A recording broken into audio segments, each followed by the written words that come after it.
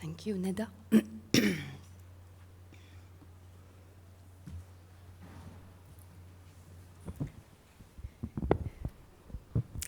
Je voudrais d'abord remercier les organisateurs pour nous avoir invités, prolonger ces discussions entamées déjà depuis une année, je crois, et proposer aussi une suite pour ceux qui étaient à Tunis par rapport à ce que nous avions mis en œuvre et ce que nous avions montré.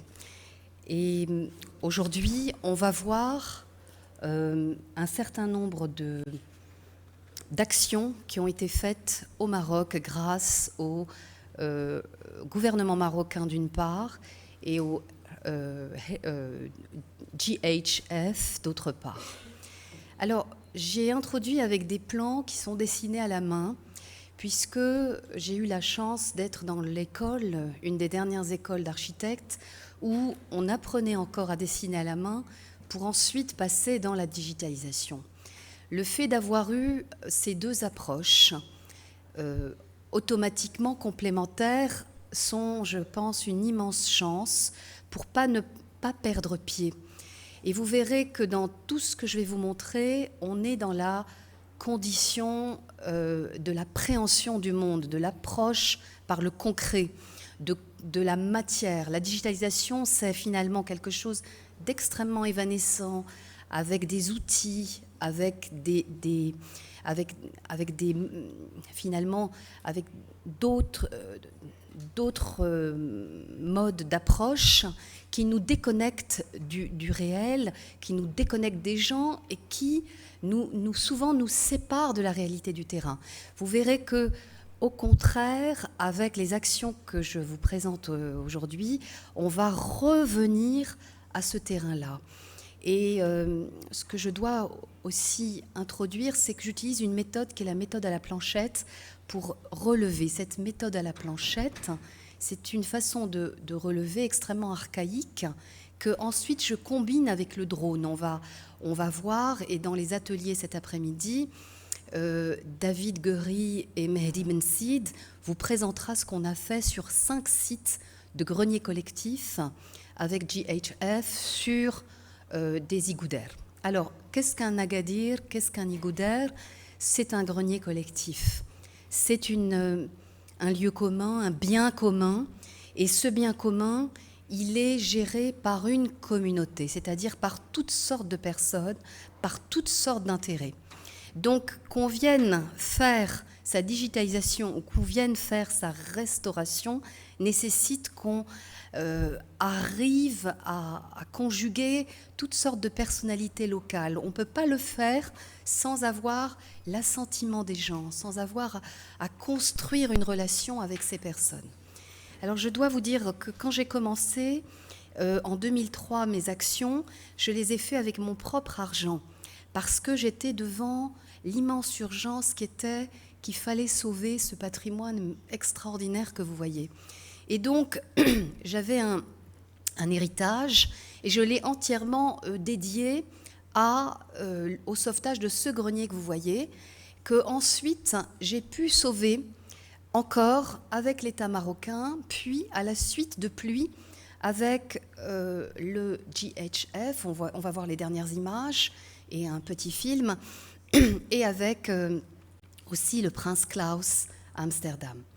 Et donc, ce que je voudrais dire, c'est que j'avais publié des livres sur le patrimoine dès 2001 et je pouvais comme ça poursuivre des livres, des communications, voyager, faire rencontrer des audiences comme celle-ci et échanger.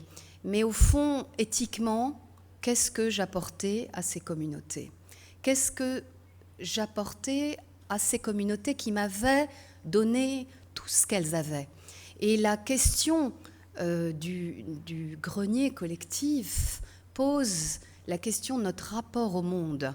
Si des communautés prennent le soin de mettre de côté des grains, prennent le soin de faire en sorte d'en prendre peu, de prélever peu, pour ensuite mieux distribuer, si ces communautés se soucient de l'autre en permanence, si ces communautés gèrent les aléas de la vie, les sécheresses, les difficultés, autrefois les guerres. Et si ces greniers sont toujours actifs, c'était l'objet de ma thèse de doctorat, pourquoi les greniers collectifs au Maroc sont toujours vivants? Qu'est-ce qui a fait que partout dans le monde, ils sont morts? Et pourquoi certains des 300 greniers que j'ai visités dans le cadre de ma thèse, eux étaient pour certains morts et d'autres vivants?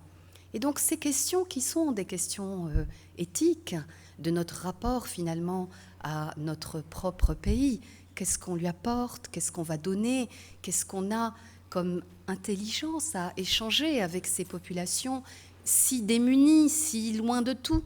Quel est notre rapport à la dette par rapport à l'apprentissage qu'on a fait auprès de toutes ces architectures qui, vous le voyez, sont des leçons, et aussi auprès de tout ce que ça signifie en termes de concepts.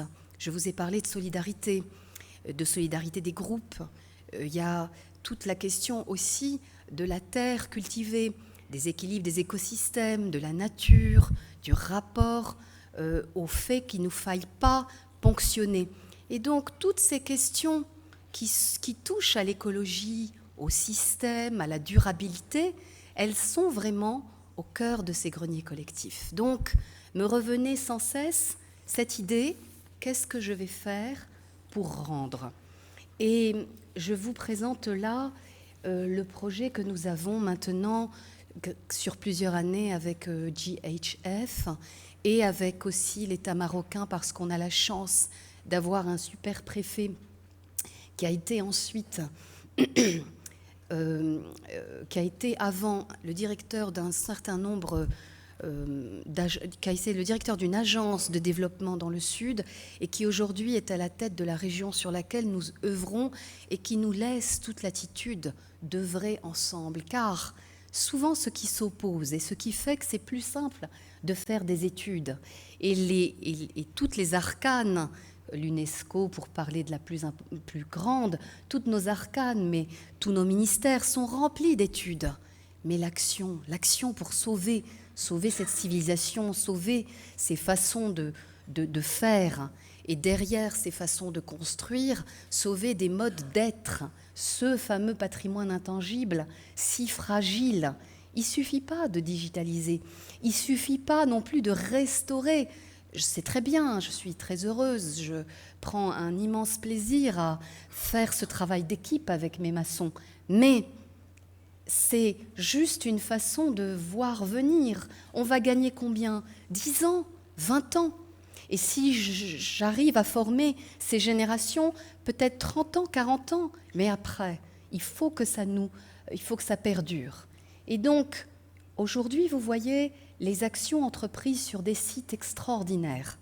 Mais ce que je voudrais vous montrer, c'est aussi que on travaille avec ces communautés sur leur héritage et on travaille aussi avec ces communautés sur toute la question du mode de construire et aussi avec les femmes sur ce fameux art and craft, ce fameux artisanat qui est vraiment en péril pour des raisons qui dépassent cette communication. Et donc vous voyez que c'est un projet extrêmement ambitieux qui voudrait tout prendre, qui voudrait saisir toute la société, qui est extrêmement périlleux, extrêmement risqué, parce que ça veut dire que s'engage avec les populations un rapport humain basé sur une confiance réciproque et que cette confiance, elle se construit. Vous voyez que souvent, je travaille sur des sites où on me connaît depuis 10 ans, 15 ans, et que même quand on vous connaît, il peut y avoir une perte de confiance. Et je ouvre une parenthèse pour vous dire que quand on vient digitaliser ou quand on vient faire les plans, on a toute une armée de personnes qui nous surveillent parce qu'ils s'imaginent, c'est une croyance populaire, ils s'imaginent qu'on va trouver des trésors, qu'on est là que pour finalement leur prélever ces trésors. Et si on ne fait que faire de la digitalisation, si on ne fait que faire ces merveilleuses images qu'a dessinées Mehdi Ben Sid, si on ne fait que ça, si on ne fait que finalement numériser pour penser à demain et avoir une bibliothèque comme ça de monuments, eh bien, on met aussi, enfin au Maroc en tous les cas, qui est le pays que je maîtrise, on ouvre la porte aussi peut-être au pillage. Parce que si derrière nous, on ne vient pas ensuite restaurer, si on ne vient pas prendre la main de ces sociétés, leur donner du travail, si on ne vient pas leur dire combien cette architecture est intéressante, intelligente, et combien le ciment de béton qui actuellement est en train de tout effacer n'a pas cette valeur, eh bien, si on ne fait pas tout ça, il y a le risque aussi que demain, et je pense que Youssef en parlera mieux que moi, demain, on vienne et on prenne les céramiques, les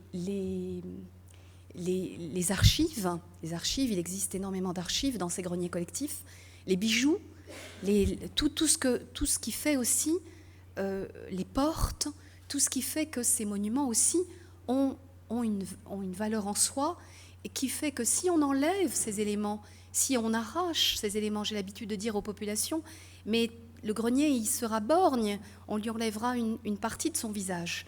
Donc, toutes ces questions-là, elles sont extrêmement importantes et je pense qu'on doit vraiment savoir comment on implique les communautés, réfléchir à chaque fois. Il n'y a pas une méthode dans la participation et tout est basé sur un échange qui est souvent très délicat, mais il y a aussi qu'est-ce qu'on va offrir sur un plus long terme.